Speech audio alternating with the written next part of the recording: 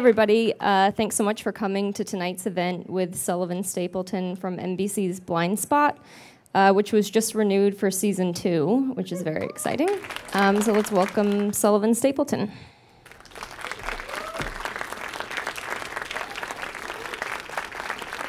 Hey, folks. How you doing? So yeah, we just watched a couple of clips from Blindspot. Yeah, I'm in that. You know, I feel like a lot of people here probably know you from Strike Back or some of the movies you've been in, including 300, Rise of an Empire, and Animal Kingdom. But this is kind of a different beast, Blindspot. You know, it's already been renewed for a second season. It's the #1 new drama of the fall. So what's that like? You know, how has your life changed in the past few months? The schedule's changed because I don't stop working, it seems. It's a heavy schedule, but it's great to know that that's, you know, I'm based here for the next, I don't know, 2 years nearly. Mm-hmm. At least. Yeah, yeah, and hopefully more. So I guess, you know, that's a great position to be in for an actor. Otherwise, you're an unemployed actor. Is it a lot of pressure, you know, especially in today's TV landscape, to be sort of the leading man on primetime drama? Yeah, it's well, the pressure is to, you know, to just keep working and show up every day, and it's non-stop. But to see your face go past on buses as you're, you know, talking to someone, you know, we're walking along the street and there you go. To, you know, to have that kind of pressure on you, and you know, the amount of support that Warner Brothers and NBC have put into this show, and obviously giving us a second season, that puts a little bit of pressure on you, you know, because you know, you just sort of hope to God that everyone likes the show. You know, we have a ball making it, but then you don't know how people are going to react to it, and obviously people are reacting well. Right. Because you guys are here. So tell us about how you were first approached, you know, with the script. What was your reaction when you first read it, and what drew you to the part of Kurt Weller? Well, the team, you know, the guy that created this, Martin Guerra, he wrote a great script for the pilot. And to me, it seemed like a great base for a series. You know, and if we did run out of stories, we could just put more tattoos on her, or start putting tattoos on us, you know. But you know, to do that and interspersed with the cases, you know, it didn't seem like a normal procedural to me. And you know, we get to go through all these cases, you know, with a bit of action and you know, guns blazing, and you know, we're chasing criminals through New York City, and it sort of wins. And so for anyone here who maybe hasn't seen the show or isn't caught up on it, can you tell us a little bit about Kurt, the character that you play? Kurt Weller, he's you know, he's a very good-looking guy. He's funny. He's you know, He's American. Yeah. I've been working on my Australian accent. It's very good. It's very natural. Is it? Yeah. Good. I've been practicing that one. He's, you know, he's quite a serious man, you know, being an FBI agent, basically drawn to that due to something that happened when he was younger. And then, I don't know, just through his focus and the fact that he's, you know, leading a great team, and obviously drawn to this case where his name is tattooed on, you know, this subject's back, being Jane Doe. And so that, you know, I like the fact that he was drawn to, you know, he is drawn to that, and trying to help this woman find out who she is. So it sort of gives him, you know, a heart. Gives him, you know, he's not just a grumpy cop, which unfortunately you probably saw in those scenes. There's other scenes where I'm much nicer. You mentioned Martin Garrow, who created the show. Yeah. And he's been pretty upfront about saying that he and the other producers have this multi-season story mapped out already. How much of that have they shared with you? And do Nothing. You? Oh, really? Okay. Next question. Do you? No. Do you want to know what? Yeah. No, I don't. That's the great thing about I think that for one this show, but I don't know where these cases are going to go, what's going to happen, and I kind of like that. I think, to be part of the team and sit there and say, all right, so what's going to happen to me next week, or what's going to happen to this character as it goes on, that for me anyway, that would affect my performance. Mm-hmm. Leading up to that, because you have that in your subconscious, and that's to me, that's not how I work. Right. So for people who tuned into last week or this past episode that just aired, your character has just sort of discovered this illegal, wiretapping operation that's going on, and you've discovered that your mentor kind of had a hand in that. So, what's Weller going to do with that information going forward about Operation Daylight? Yeah. Well, I like that they are exploring, the different ways with which different agencies actually tackle cases and some criminals. And, unfortunately, you don't find out that until later, or you find it out the hard way. So, yeah, I think he loses a bit of trust in his boss. But, we've all done that. So, we've got to, she's got to earn back the points. And, I don't know, obviously that is, we've just sort of learnt that. But, you don't know the full extent as to why or whatever, which that'll come out, and hopefully, she earns my trust back. But she's the boss, so what can you do? Right. So what are the major differences and similarities between Weller and your previous character on Strike Back?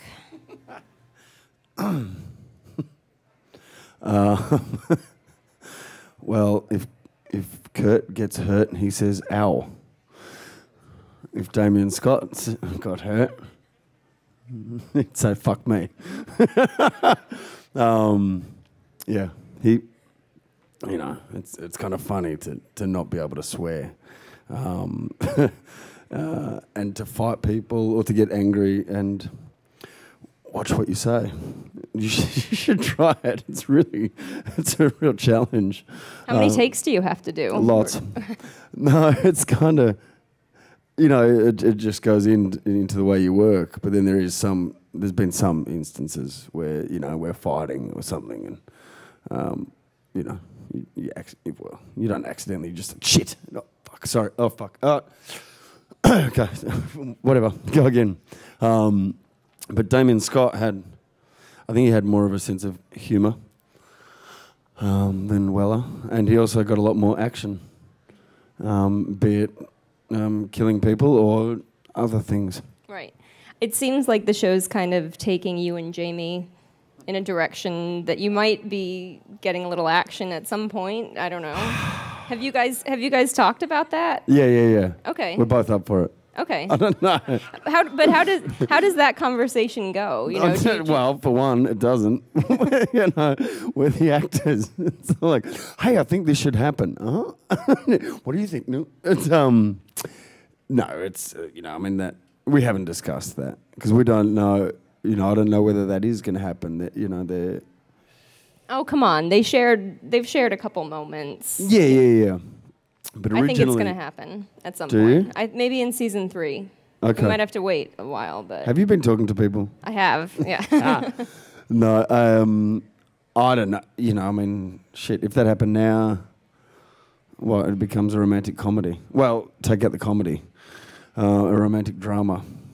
But, originally I thought it was more of a brother-sister relationship, that she went missing when they were children, and so to come back, to find that someone, it's like, wow, I've always really wanted to do something with you.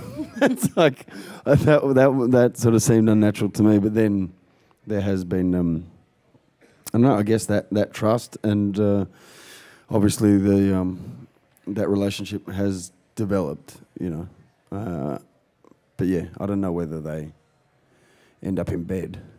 Right. Well, I don't know if they will end up in bed.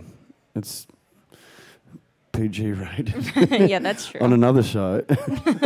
This isn't Strike Back again. Yeah. So how is it working with Jamie? What's she like to work with? It's great. She's she's a tough kid. She's and it's great to work with everyone because I don't know if they do find out about the scripts beforehand, but we all we sort of work together, support each other. And as I said, the schedule it's it's hectic, and so when you've got a great team around you, it makes going to work easier and fun. We have a lot of fun. I guess you guys have a sort of Mr. and Mrs. Smith-esque episode coming up this next week. Can you tell us a little bit about that and maybe I look good in a tux. I don't doubt it. But, some of I guess there's a big action sequence or maybe a couple that you guys have filmed. How was that? There's a huge fight in that, which is kind of funny, fighting in a tuxedo. It's basically, the two of us against a supreme fighter. And they got this guy Manny in, and he can fight. And, it was actually great to go back to that. It's kind of that's kind of the best part of the job. Mm-hmm. It's dress ups for adults, really. But yeah, we fly in and we're chasing a suspect through this party, wearing tuxedos, and going undercover. Mm-hmm. So we do pretend that we're a couple. Oh, okay. Yes. I don't know if I'm allowed to say any of this. Yeah, I've got nods back there. That's okay. Oh, no, and she's thinking. How much? What are they going to do? Fire me? How much choreography goes into a scene like that or an episode like that? A lot. It's a lot. Mm-hmm. To do like this fight goes on. I don't know. It's like a good minute or two of just non-stop action. But there's three of us in this fight, and so it's kind of that choreography about how hard he hits me to go down, and then Jane fights and she goes down. I come in. That's it takes a lot. And you had suffered a pretty serious injury on Strike Back previously. Yeah. Does that change your approach to things like this, or? Yeah, just don't hit me in the back of the head. No, not really. Okay. It puts at points it puts a bit of anxiety in there to to think what would happen, but you don't know. Mm-hmm. And I survived the first knock on the head. Right. So. Obviously, hopefully, nothing that serious happens again. But do you get kind of dinged up when you are doing these fight scenes? Yeah, you do. Mm-hmm. I copped an elbow to the cheekbone. From Jamie? No, from Manny. Oh, okay. And he can fight. And it was a good hit to the point where the camera operators actually heard it. Oh, and wow. to hear, bones hitting bones, they were like, whoa. But that's the first time I've actually probably said that on camera. So, sorry, Manny. But no, the director and some of the bosses were saying, "Did you get hit?" And I was like, "No," because it's not. I mean, you do get hit. Mm-hmm. And I'd prefer to actually get hit. It sort of gives a bit of realness to the fight. Yeah. Do you prefer, as an actor, I think that's one of those moments where I did swear. Yeah, that makes sense. as an actor, do you prefer those big action scenes, those fight sequences, or the sort of monologues when you can just sink your teeth into... No? No. No, I prefer to fight than do Shakespeare. Okay. Definitely. You know, because leading up to those fights or after those fights is the acting. Mm-hmm. You know, so it's kind of nice to sort of, I don't know, you know, watch things rise to the point where it's like, well, you know, we can't talk anymore. Yeah, that's fine. You mentioned earlier that the schedule's kind of grueling. What's been sort of the biggest surprise? You know, you guys obviously got your back 9 episodes, and then you got an extra episode. So I think you're doing 23 or 24 this 23. season. So what's been the biggest surprise with that sort of schedule, and is it really that much different than a show that has limited number of episodes per season? Yeah, because I think you know the hiatus is obviously longer, but yeah, you know, it's in one way. I mean, I could sound like a bitchy fucking actor sitting here going, huh, "It's so hard and it's so it's really tough." I'm a working actor, and it's like, you know, it is. You know, it's tiring. To be working like non-stop. You know, some of the days are 15-hour days, 16-hour days. When you're in all of the scenes and you're talking all of the scenes, it's like, oh, wow. That's why I like fighting. But, you know, to be in that position where there is that support, that these, you know, I mean, the bosses are giving us another season. So I think we're doing something right. Mm-hmm. It's a good spot to be. Are you getting recognized a lot walking around by fans? No. Really? Yeah. No, yeah, I am. But for actual, it's kind of funny. I mean, it's for the show, but also for Strike Back. Mm-hmm. And then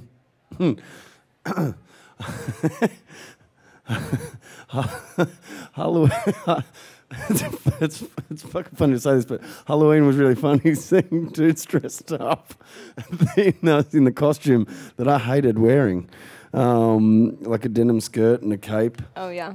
And a helmet. And there's, you know, guys walking past on Halloween. I'm like, wow. And they're not even getting paid for it. So no. Why would they do that voluntarily? No. And they've probably got better abs than me right now. I don't know about that, but... in the film, I think I had them, but it was nice to meet them and say goodbye to them. Speaking of movies, it was just announced that there might be a Strike Back movie in the works.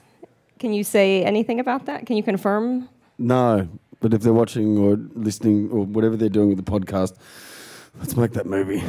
So you'd be on board, hypothetically, if there was a Strike Back movie? Okay. Yeah. What do you think is still left to explore with that story that you'd really like to see a movie tackle, hypothetically? Not much. I actually, you know, I mean, my take on that would be we could fly to, 4 different continents and, 4 different seasons and fight, in the snow and around on the beach, in a city. But to actually do that in one job, because we obviously travelled a lot for that show, but then to actually do those missions joined up, and to fly, or, to do 4 different ways or 4 different cities or places to fight in. Planes, boats, helicopters. The whole shebang. Pretty much. Yeah. Pretty much. Any more 300 movies in the works? Do you know anything about that? No, they've there has been talk of it, so I don't know. Would you be on board for that as well? Yes. Even with the denim skirt and the... Yeah. It just means I'd have to eat less and train harder.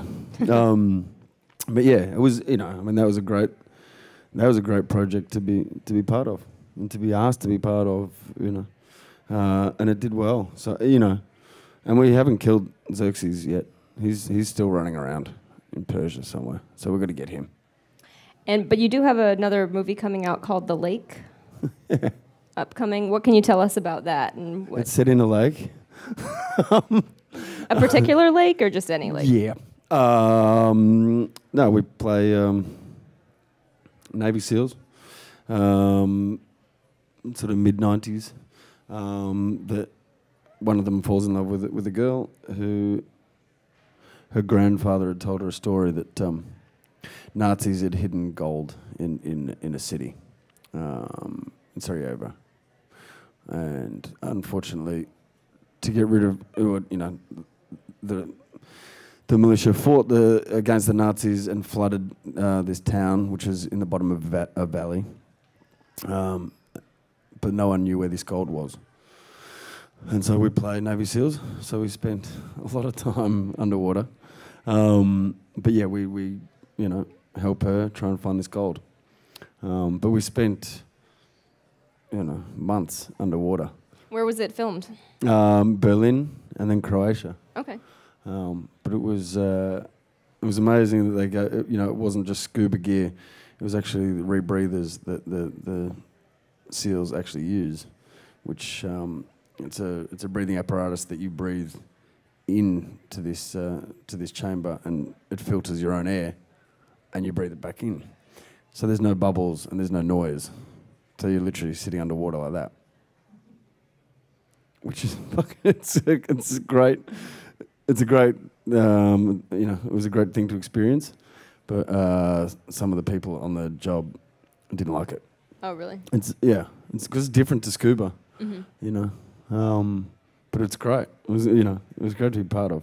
Did you have to receive actual Navy-esque training to do that? What was that like? It was great because they, it's dress up for adults. Mm-hmm. Like that's what we do, It's like I'm a kid again, and they're giving me new toys. Mm-hmm. It's but we did we had to dive a lot, and I actually had to dive free dive to get a tank, and to get these tanks, I had to breathe underwater, just off the valve. So basically, you're using your tongue as a valve. And to open up a tank and breathe underwater without that thing in your mouth is that was a crazy thing, but it worked and I did it. So I could do that, but I also learned I could hold my air for 1:48 underwater. So that was like that's pretty impressive. Yeah, and I'm a smoker. Oh wow!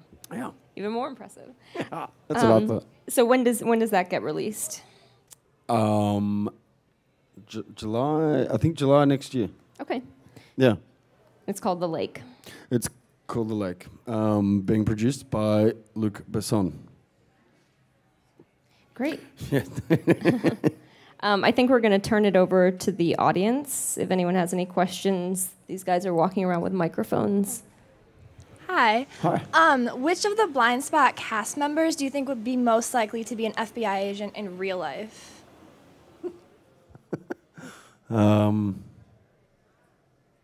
Me. Yeah. Me. Just on the knowledge of weapons and I don't know some of the stuff that I've done. Yeah. I'd say me. Marianne Jean-Baptiste, the boss. She could definitely. She'd be a good boss. She's very bossy. I have two questions, if that's all right. That's fine. All right.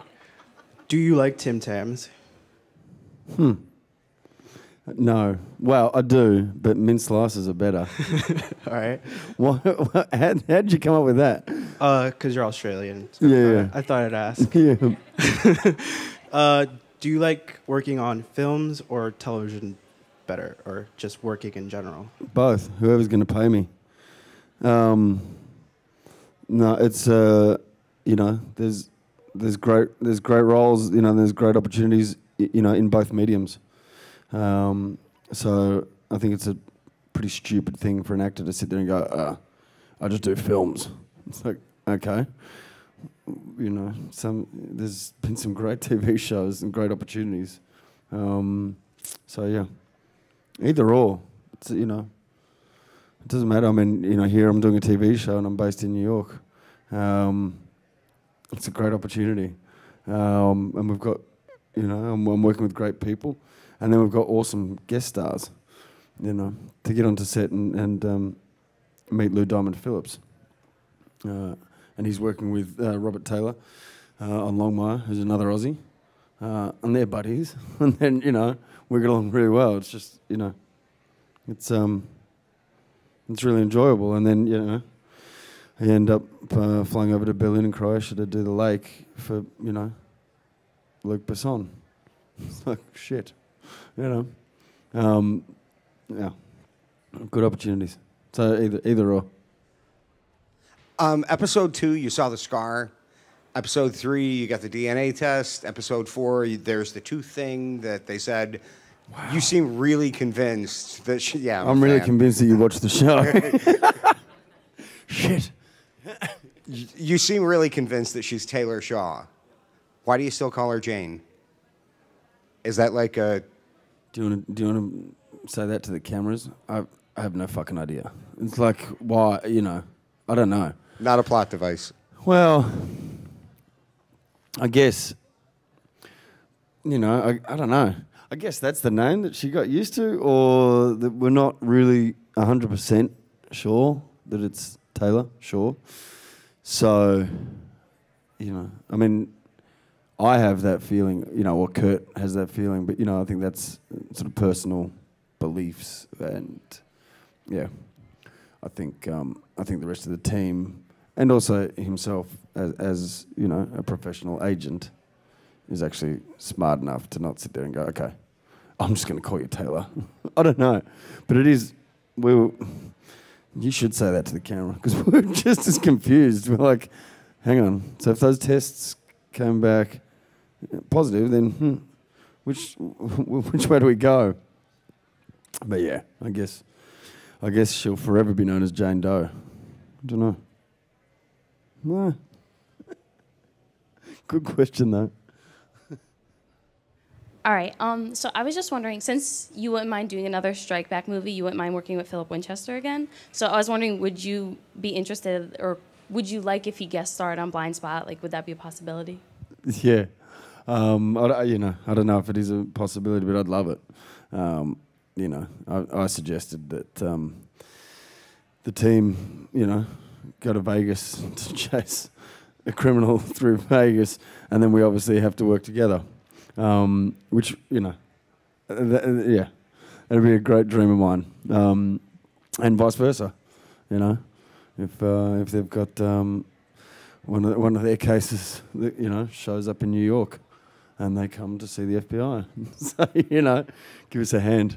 It'd be, you know, I loved working with him, and, you know, I guess that's why I want to do the film. You know, just to both get back to, you know, a great project. But it was easy, you know, we sort of moved just as one person. You know, we knew each other really well, and the way people work with weapons and tactics, it just flowed with me and Phil. So yeah, I'd love to see him again.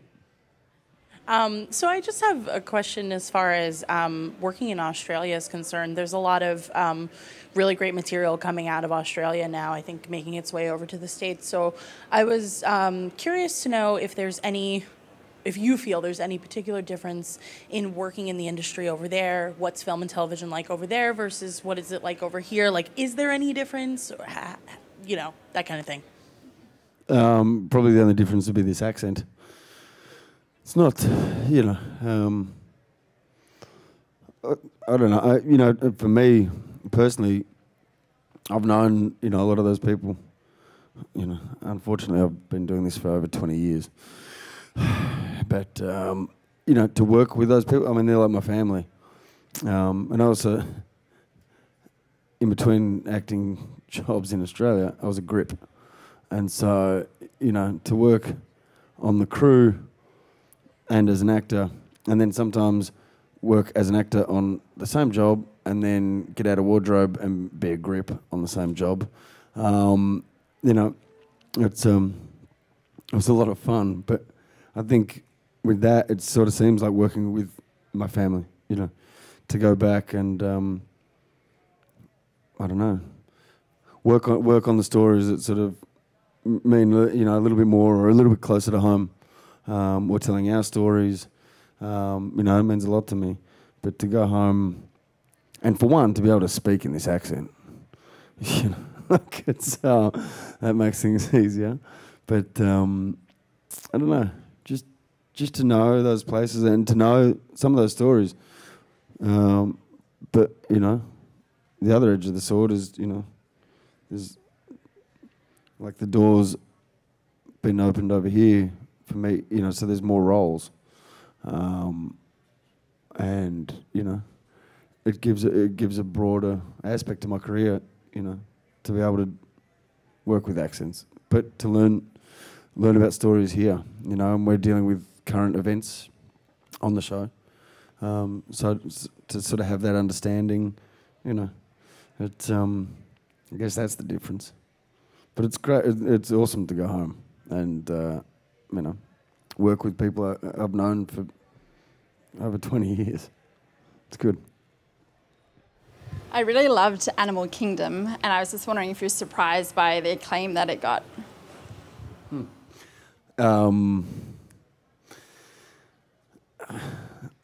Yeah, I think we were surprised, you know, at how well it did at Sundance. We knew we were on a good project, and you know, that's the sort of nerve-wracking excitement of you know, this industry. You make something and you have a ball making it, and you think you're on something good, but then you don't know until the audience sit there and go, yeah, it's actually good. And you're like, oh, good, okay. But yeah, you know, I mean, the success that it had at Sundance, you know, that is what it opened the doors for me. You know, to then, I don't know, to be able to, you know, be some Aussie actor that's, you know, done that film and then getting the opportunity to meet people or meet agents and meet them. I was like, what? And they went, well, they want to meet you. I'm like, right. Like, you know, so are we going with them or what? And people are like, no, they just want to meet you. That's up to you. You're like, yep, yeah, cool. I'll meet them.